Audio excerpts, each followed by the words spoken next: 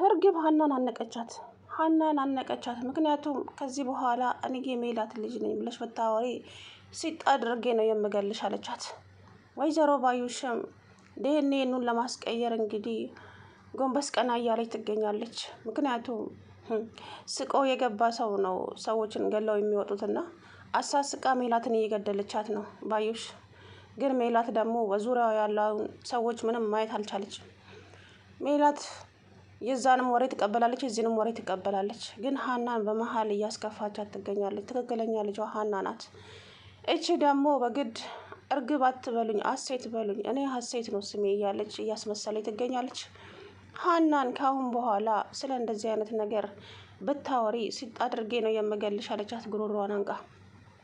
ሀና ደግሞ የፈለግሽውን አምጪ፣ በቃ እውነቱ ያለው እኔ ጋ ነው። አንቺ ዋሽተሽ ነው እዚህ ቤት የገባሽው፣ እኔ እውነቱን መናገር አለብኝ አለቻት። እናም እንግዲህ ወይዘሮ ባዩሽ ምርመራውን ለማስቀየር ከዶክተሩ ጋር ተነጋገረች። ዶክተሩ ደግሞ ሀናን ስለሚያውቃት ይሄንን ያደርጋል ብዬ በፍጹም አላስብም። ምክንያቱም ሀናን ያውቃታል። ሀና ለሰላም ምን ያክል ውለታ እንደዋለች፣ ወይ ሰላም ደግሞ ቀድማ ዶክተሩን ታናግረዋለች ብዬ አስባለሁኝ። እንደዛ አሰብኩኝ። ማለት ሰላም እኔ ያሰብኩትን ቢያስበው ኖሮ ይሄ ሁሉ ባልመጣ ኖሮ። ማንም ሳያውቅ ሀና ምናሴና ሰላም ሆነው ሄደው ማስመርመር ይችሉ ነበረ። የዚችንም ጸጉር ቆርጠው የእናቷንም ወስደው ይመረመር ነበር። ነገሩ ቀላል ነበር። ግን ያው ለድራማው ሲባል ነው እንጂ ባዩሽ እንግዲህ እያስመሰለች ልክ እርግብን እንደማያውቃት ሰው ሆና እርግብን ስታይ ኩስትርትር ትላለች። እንግዲህ ክችን ውስጥ ገብተው ከሷ ጋር እየተጨቃጨቁ እያለ መናሴ ክፍት አድርጎ ገባባቸው።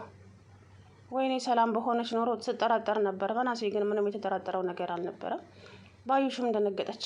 እንዴ አክስቴ እዚህ ምን ትሰሪያለሽ ሲላት፣ እቺ እኮ ፍጥነት የላትም እንደው ስራውን እስቲ ላግዛት ብዬ እኮ ነው፣ ምንም ፍዝዝ ያለች ነች አለች። ነው እንዴ ምን ነው ራበክ እንዴ እኔ ልጅ ስትለው፣ እንደዛ ነገር አላት። እሺ በቃ እኔ አሁን ቶሎ አፍጥነን ሰርተን እናመጣልሃለን አለችው። መናሴ ዘግቶ ወጣ። ከዛም ሰሚ አርፈሽ ስራሽን በአግባቡ ስሪ፣ ወደዛ ወደዚህ አትበይ፣ እንደውም ራስሽ ላይ ልታስነቂ ነው አንቺ አለቻት። ግን በሆነ አጋጣሚ ይሄንን ሲሸኳሸኩ ነገር ይሰማሉ ብዬ አስባለሁ። ፈጣሪ ደግሞ ከእውነተኛ ጎን ነው የሚቆመው ሁልጊዜም። ውሸታም ነው፣ ውሸታም መጋለጥ አለበት። ስለዚህ ሀንዬ ሀቅ ያለው ሀና ጋ ነው። ሀና ደግሞ ለሁሉም ነገር ድንጉጥና አልቃሻ ናት። እንዲሁም አይደለም ሰው ተናግሯት አይደለም ሰው ሲያኮሳተርባት ራሱ እንዴት እንደምትሆን። ሰላምዬ ደግሞ የሀኒ ጠበቃ ናት። ምንም ይፈጠር ምን ሀና እህቴ ናት ብላለች። ዲኤንኤን እንኳን ቢቀየርም እሷ ሀና ስጋዊ እህቴ ብቻ አይደለችም፣ ለእኔ ብዙ ነገር ናት። ሀና እዚች ምድር ላይ ቆሜ እንደሄድ ያደረገችኝ ከፈጣሪ በታች ሀና ናት። ስለዚህ በሀና አልደራደርም አለቻት። እኔን አትወጂኝም ማለት ነው አለች። አይ እንደዛ አላልኩም፣ ምርጫ ስላልሽኝ ምርጫ ነው የሰጠሁሽ አለቻት። ሰላም አለይኩም ወራህመቱላሂ ወበረካቱ። ውድና የተከበራችሁ ቻናል ቤተሰቦች እንዴት ናችሁ? እኔ ያለው አልሐምዱሊላህ።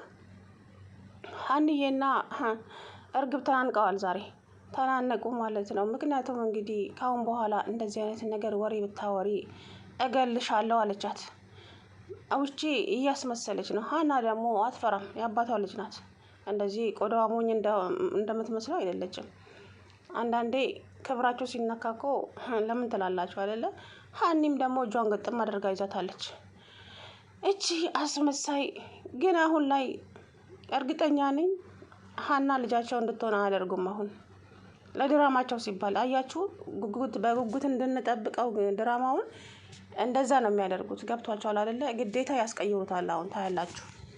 እቺ ማናት እርግብ እንድትሆን ነው የሚያደርጉት ልጃቸው። ሀና ደግሞ እንደዚሁ እንደተጨቆነችና እንዳለቀሰች እንድትሆን ያደርጋሉ። ከዛ መሀል ላይ ሲደርሱ ወይ 50 ቤት ወይ 60 ቤት ሲደርሱ ከዛ በኋላ እንግዲህ በሆነ አጋጣሚ ይጋለጣል ጉዳቸው። ይችም የምትፈልገውን ስታገኝ ከዛ በኋላ አንድና አንድ እርግብን እዛ ቤት ያስገባቸው ገንዘብ ለመዝረፍ ነው። ወይዘሮ ባዩሽ እንደዚሁ በውጭው የሜላትን ቤት እያየች በቅናት እያበደች፣ እኛ አለን እንጂ ዘላለማችንን እየሰራን የማያልፍልን፣ አንቺ ይኸው በትንሽ ጊዜ ሀብታም ሆነሻል። በተለይ ልጅሽ ከጠፋች በኋላ በምን መንገድ እንኳን እንዳመጣሽው አላውቅም። ፈጣሪስ ሰው የሰው ነገር እንዴት እያየ ይቀናል? በእናታችሁ እንደዛ እያለች እንግዲህ እኔማ ባልሰራልሽ እኔ ባዩሽ አይደለሁም አለች ለገዛ ጓደኛዋ ለዚች ለሜላት ማለት ነው። እንግዲህ እርግብን አመጣችላት ቤቷ። እቺ ልጅሽ ነች እንድትባል ቴሌቪዥን ላይ እንድትቀርብ አደረገቻት። እችም እንትና ቢናገር ብዬ አሰብኩኝ፣ ተምቹ ማለት ነው። በቃ ተምቹ መናገር አለበት ይሄንን ነገር። ከአሲር ጋር እንደፈለገ መጣላት ይችላል፣ ግን ደግሞ ይሄ ፎቶ እኔ ይጠቅማታል አይጠቅማትም አላውቅም። ብሩ ለፋዘር ስለሚያስፈልጋቸው ብቻ ነው ይሄንን ነገር ያደረኩት ብሎ መናገር አለበት፣ እውነቱን ማለት ነው። የምሬ ነው። ተምቹ ይህን ሰሞን ደግሞ የለም ቪዲዮ ላይ ግዴታ አሲር ተምቹ መጠየቅ አለበት፣ በቃ አጥብቆ መጠየቅ አለበት። እናም ከነ ሀና ቤት እንደዚህ አይነት ነገር እንደጠፋ ሀና ያለችበት ጭንቀት ሁሉን ነገር መናገር አለበት እና ከዛ በኋላ እውነቱ ይወጣል። ያም ፎቶውን የተቀበለው ልጅ የሆነ ሜንጦና ሲባጎ ነገር አልታይቱ ከሆነ ማለት ነው እሱ ነው ከተምቹ ላይ ፎቶውን የተቀበለው አይደለም። እንግዲህ ብሩን ካላመጣ እወጋሃለሁ እገልሃለሁ እያለው ተምቹ እያስፈራራው ነበረ ልጁም ማለት ነው። ተምቹ በነገራችን ላይ ያው ክፉ አስቦ አልነበረም፣ ግን ይሄ ፎቶ ለሀና ይጥቀማት አይጥቀማት ታሪክ ይኑረው አይኑረው የሚያውቀው ጉዳይ የለም። ግን አምጣና ብር እንሰጣለን ስለተባለ ብቻ ነው። ግን እኮ እንደዛ ማድረግ የለም።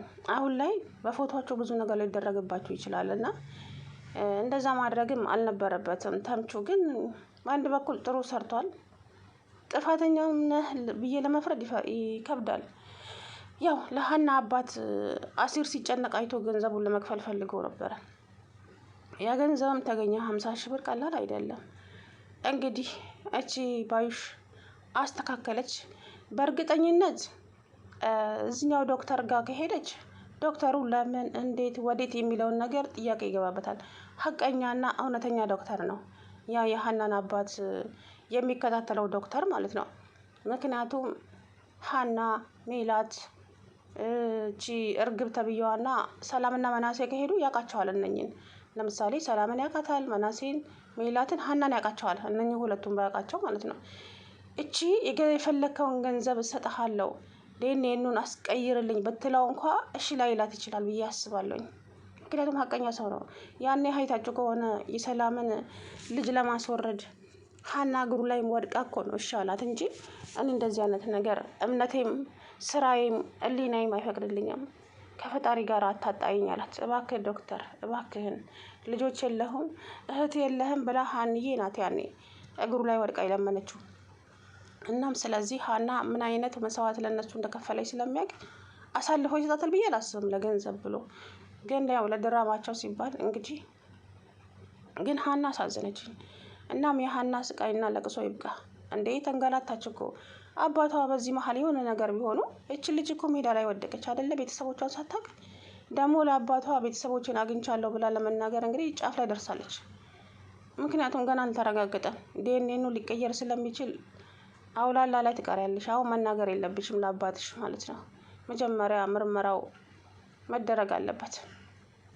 ግን ደግሞ ትላንትና ምርመራው ቢደረግ ኖሮ ይሄ ሁሉ ባልተፈጠረ። አባቷም ድርቅ ብለው አንቺ ካልሄድሽ እኔ አልሄድም፣ አንቺ አብረሽ መሄድ አለብሽ፣ አለዛ አልሄድም ሐኪም ቤት። አባዬ እባክህን ስማኝ፣ የማልቀርበት ጉዳይ ገጥሞኝ ነው አለችው። አንተ እኮ እዛ ሄድና እኔ እመጣለሁ አለችው። በጭራሽ አይሆንም አላት። አባዬ ምን ሆነህ ነው አለችና በቃ አማራጭ ስታጣ ከአባቷ ጋር ቀረች። ከዛም ሜላት አበደች። እጅ ውሸቷን ነው ቀድሞ ነው አውቃ ቤተሰቦቼን ልትበጠብጥ ነው እንጂ ብላ አበደች። ሜላት ደግሞ መረዳት ብሎ ነገር ምንም ነገር የለም እናንተ። ሁሉን ነገር በቃ በእልህና በችኩል ነው የምታደርገው። እና ከስር እቺ ባዩሽ አለች እንግዲህ ዛሬ ዲኤንኤኑን ታስቀይርባት ይሁን አታስቀይርባት ይሁን አላውቅም። ብቻ እኔ እንጃ ፈጣሪ ያውቃል።